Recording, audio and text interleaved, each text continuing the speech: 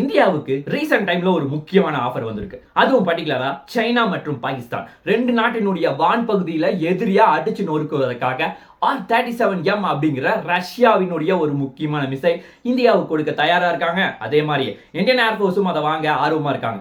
இதன் மூலமா சைனா பாகிஸ்தானை கவுண்டர் அட்டாக் பண்ண முடியுமா? அதே மாதிரி இது எந்தெந்த மாதிரி முக்கியமான ஏர்கிராஃப்ட்ல இதை பொருத்த போறாங்க, இது எல்லாத்தையுமே டீடைலா இந்த பதிவில் பார்க்க போறோம். வணக்கம் நண்பர்களே, welcome back to gold well official channel.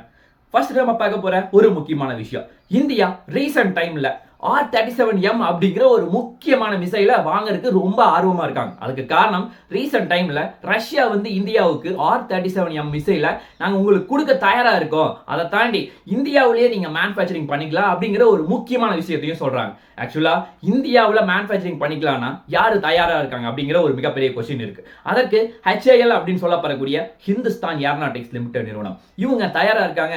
கூடவே பிரைவேட் டிஃபென்ஸ் டிபார்ட்மெண்ட் அவங்களுடைய ஒரு முக்கியமான கம்பெனியும் உள்ள இறங்கி வேலை செய்ய போறாங்க. ஆக்சுவலா இவங்க ரெண்டு பேருடைய உதவியால ரஷ்யாவிலிருந்து முக்கியமான டெக்னீஷியன் எல்லாமே இந்தியாவுக்கு வந்துருவாங்க. அவங்க மேனுஃபேக்சரிங் பண்ணி கொடுப்பாங்க. ஏன்னா இதுல ஒரு முக்கியமான விஷயம் என்னன்னா, ஆல்ரெடி ரஷ்யாவினுடைய நிறைய முக்கியமான வெப்பன்ஸை இந்தியா தயாரிச்சிருக்க ஒரு முக்கியமான எக்ஸ்பீரியன்ஸ் இருக்கு. அதன் மூலமா இந்தியா ஈஸியா வெப்பனை தயாரிக்கிறதுக்கு ரொம்ப ரொம்ப உதவியா இருக்கும் அப்படிங்கிற ஒரு மிகப்பெரிய விஷயத்தை சொல்றாங்க. ஆக்சுவலா இதை எதில் பிக்ஸ் பண்ண முடியும்? அதுக்கு முன்னாடி இந்தியா Su-30MK MiG-29 ரெண்டுலயுமே R-77M அப்படிங்கிற ஒரு முக்கியமான மிசைல இந்தியா ஆல்ரெடி யூஸ் பண்ணிட்டு இருக்காங்க. இது 80 கிலோமீட்டர் ரேஞ்ச் வரைக்கும் மட்டும் தான் கவர் பண்ணக்கூடிய கெபாசிட்டி இருக்கு. அதை தாண்டி இதை இந்த Su-30MK நம்ம ஆல்ரெடி அப்கிரேட் பண்ணோம் அப்படின்னு சொல்லி ஒரு மிகப்பெரிய முயற்சியில் இருக்கோம். சரியா சொல்லணும்னா கிட்டத்தட்ட 270க்கு மேற்பட்ட போர் விமானங்களை நம்ம அப்கிரேட் பண்ண போறோம். அதுல ஃபர்ஸ்ட் ஒரு 84 அப்கிரேட் பண்றதுக்கு இந்தியன் கவர்மெண்ட் அமௌண்ட் ஒதுக்கி இருக்காங்க. சுமார் ஒரு 60,000 கோடி பக்கமா ஒதுக்கி இருக்காங்க. ஆக்சுவலா இதுல ரேடார் ஆகட்டும் மிசைல் ஆகட்டும் எல்லாத்தையுமே அப்கிரேட் பண்ண போறோம். ஆக்சுவலா இந்த இடத்துல மிசைல் எதை மாத்த போறாங்க அப்படின்னா, இந்த இடத்துல இருக்க R-77 தூக்கிட்டு R-37M கொண்டு வர போறோம். ஆக்சுவலா இதுல எப்படி என்ன ஒரு முக்கியமான பாசிபிலிட்டி அப்படின்னா, இது 300 to 400 கிலோமீட்டர் வரைக்கும் போகக்கூடிய கெபாசிட்டி இருக்கு. அதை தாண்டி மேக்ஸ் 6 அப்படிங்கிற வேகத்துல சொல்லும். அது சரியா சொல்லணும்னா ஒளியை விட 6 மடங்கு பவர்ஃபுல். ஒரு மணி நேரத்துல 7500 கிலோமீட்டர் வரைக்கும் போகக்கூடிய கெபாசிட்டி இருக்கு.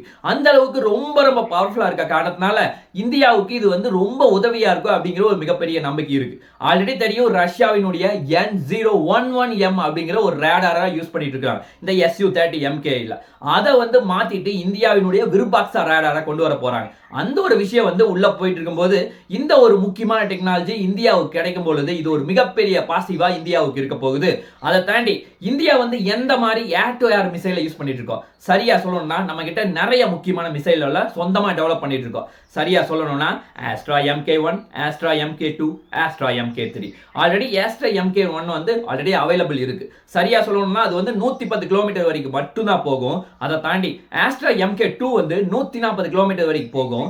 Astra Mk3 கிட்டத்தட்ட 300 கிலோமீட்டர் வரைக்கும் போகும். ஆனா இப்ப இருக்க பிரச்சனை என்னன்னா, MK1 மட்டும் தான் ரெடியா இருக்கு. MK2, MK3 ரெண்டுமே டெவலப்மெண்ட் இருக்கு. அதனால நம்ம வெளிநாட்டில இருந்து ஒரு முக்கியமான மிசைலை வாங்க வேண்டிய ஒரு முக்கியமான கட்டாயத்தில் இருக்கும். அதற்காக வெளிநாட்டில இருந்து முக்கியமா வாங்குறதுனா MICA அப்படிங்கிற ஒரு முக்கியமான மிசைல் இருக்கு. இது 60 கிலோமீட்டர் வரைக்கும் மட்டும் தான் போகும். அதை தாண்டி பைத்தான் 5 ஆகட்டும், ஆஸ்ட்ராம் அப்படின்னு சொல்லப்படக்கூடிய ஜாக்வாருக்கு யூஸ் பண்ற அந்த ஒரு முக்கியமான மிசைல் ஆகட்டும், ஆக்சுவலா இது எல்லாமே ரொம்ப குறைந்த தூரத்துல தான் போகும். சரியா சொல்லணும்னா இந்த ஆஸ்ட்ராம் மிசைல் எல்லாம் பாத்தீங்கன்னா 380 இப்பதான் ஆர்டரே போட்டிருக்கோம். ரஃபேலுக்கு யூஸ் பண்ற மெட்டர் அப்படிங்கிற ஒரு முக்கியமான மிசைல் இருக்கு. இது 150 கிலோமீட்டர் வரைக்கும் போகும். இதன் மூலமா தான் இந்த சிந்தூர் ஆபரேஷன்ல ஒரு மிகப்பெரிய வெற்றி பெற்றோம். ஆக்சுவலா அதுவே கிட்டத்தட்ட 150 கிலோமீட்டர் வரைக்கும் போற காரணத்தினால அதிகமான முக்கியமான மிசைல்ஸ் எல்லாமே அவங்க கிட்ட கிடையாது. ஏன்னா ரஃபேல் போர் விமானம் நம்ம கிட்ட இப்போதைக்கு ஒரு 36 மட்டும்தான் இருக்கு. மறுபடியும் ஒரு 26 ஆட போறோம். ஏன்னால இந்தியாவுக்கு ஒரு மிகப்பெரிய சிக்கல் இருக்கு. ஆக்சுவலா லாங் ரேஞ்ச் மிசைல்ல நம்ம அதிகமான வெப்பன்ஸ் தேவை. அதுவும் பர்டிகுலரா 80 கிலோமீட்டர் எங்க இருக்கு, 300 கிலோமீட்டர் எங்க இருக்கு. அதனால இதை வச்சு நம்மளால பெரிய லெவல்ல டெவலப் பண்ண முடியும் அப்படிங்கிற ஒரு மிகப்பெரிய நம்பிக்கையை இந்த R-37M மிசைல் இந்தியாவுக்கு கொடுப்பது ஒரு மிகப்பெரிய வெற்றியை ஒரு சைடு பார்க்கப்படுது. ஆக்சுவலா இதுல நிறைய முக்கியமான பாசிபிலிட்டி இந்தியாவுக்கு அதிகமா இருக்கு.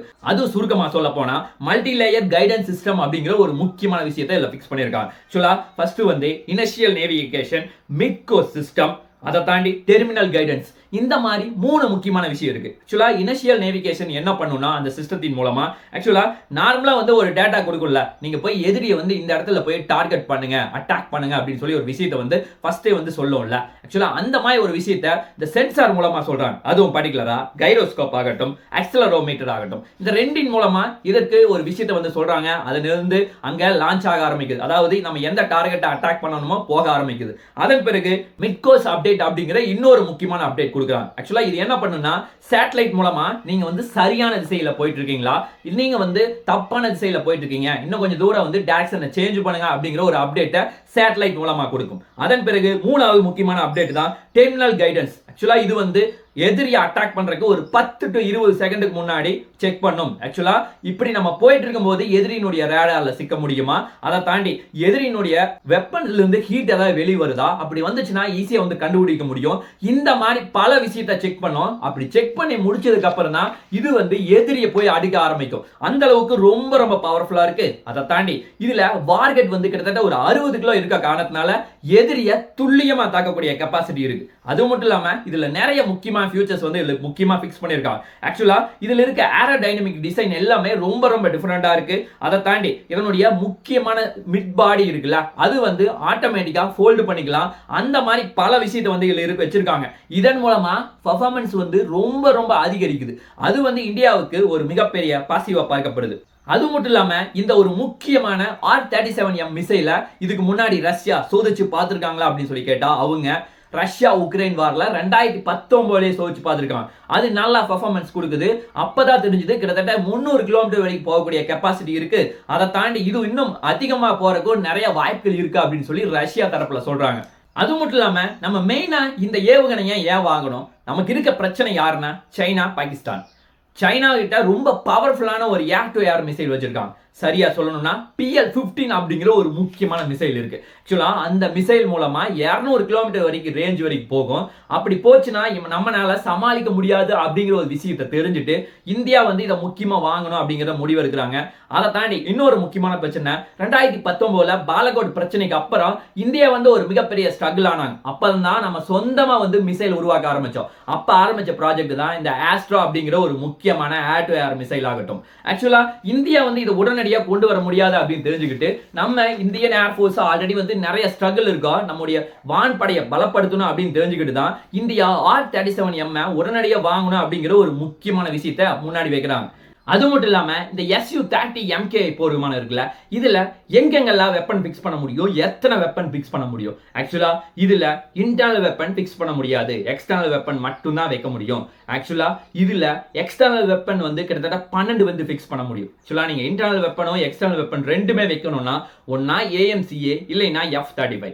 ஆக்சுவலா இந்த 12 வெப்பன் இருக்குல்ல, அதுல 2 விங்ஸ் இருக்கு. ஒரு விங்ஸ்ல 4 வெப்பன் போக கிட்டத்தட்ட 8 வெப்பன் வைக்க முடியும். அதே மாதிரி இதுல 2 இன்ஜின் இருக்கும். அதுல ஒரு இன்ஜின்ல ஒரு வெப்பன். ஆக்சுவலா இந்த மாதிரி 12 வெப்பனை ஃபிக்ஸ் பண்ண முடியும். ஆக்சுவலா இன்னும் சுருக்கமா சொல்ல போனா எந்தெந்த இடத்துல எப்படி ஃபிக்ஸ் பண்ண முடியும்னா 8 R-77 அப்படிங்கிற ஒரு முக்கியமான விஷயத்துல வைக்கலாம். இல்லைன்னா ஆஸ்ட்ரா MK1 இல்லைன்னா ஆஸ்ட்ரா MK2 இது ரெண்டையுமே ஃபிக்ஸ் பண்றதுக்கு நிறைய வாய்ப்புகள் இருக்கு. இது எல்லாத்தையுமே தாண்டி 4 R-73 அப்படிங்கிற ஒரு முக்கியமான மிசைலை ஃபிக்ஸ் பண்ணலாம். இல்லைன்னா நீங்க பைத்தான் 5 ஃபிக்ஸ் பண்ணலாம். ஆக்சுவலா இதுல ஒரு முக்கியமான பியூட்டி என்னன்னா இந்தியா நினைச்சா 3 to 4 கண்ட்ரியினுடைய வெப்பனை ஒரே டைம்ல இந்த Su-30 MKI ஃபிக்ஸ் பண்ண முடியும். ஆக்சுவலா அதுக்கு அக்சஸும் நம்ம வாங்கியிருக்கோம். அதுவும் சுருக்கமா சொல்ல போனா இஸ்ரேல் ஆகட்டும், பிரான்ஸ் ஆகட்டும், இந்தியாவாகட்டும், ரஷ்யாவாகட்டும் 4 முக்கியமான கண்ட்ரியினுடைய எல்லா மிசைலையும் இதுல ஃபிக்ஸ் பண்ணலாம். ஆக்சுவலா இன்னும் சரியா சொல்லணும்னா R-73, பைத்தான் 5, ஆஸ்ட்ரா MK1 ஏவுகணை, மிட்டார் இந்த மாதிரி எல்லா மிசைலையும் ஒரே காம்பினேஷன்ல எல்லா கண்ட்ரியினோடையும் இந்தியானால வைக்க முடியும். அந்த அளவுக்கு இந்தியா அக்சஸ் வாங்கி வச்சிருக்காங்க. இது இந்தியாவுக்கு ஒரு மிகப்பெரிய பாசிட்டிவா பார்க்கப்படுது. இதன் மூலமா சைனாவினுடைய PL-15 ஈஸியா கவுண்டர் அட்டாக் பண்ணுவதற்கு இது ரொம்ப ரொம்ப உதவியா இருக்கும். அதை தாண்டி வான்படையில நம்முடைய ஸ்ட்ரென்த்தை அதிகம் பண்ணுவதற்கு இந்த R-37M ரொம்ப ரொம்ப உதவியா இருக்கும் அப்படிங்கறதா ஒரு நிதர்சனமான உண்மையா பார்க்கப்படுது. இந்தியா இதை எவ்வளவு வேகமா புஷ் பண்ணி வாங்க போறாங்க, ரஷ்யா இந்தியாவுக்கு எவ்வளவு பெரிய சப்போர்ட்டா இருக்க போறாங்க, இது எல்லாமே பொறுத்து பார்த்தால்தான் தெரியும். பார்க்கலாம் என்ன நடக்குது என்று சொல்லி நாளைக்கு இன்னொரு நல்ல ஒரு வீடியோவில் உங்களை நான் சந்திக்கிறேன். நன்றி, வணக்கம், தேங்க்யூ, ஜெய் ஹிந்த்.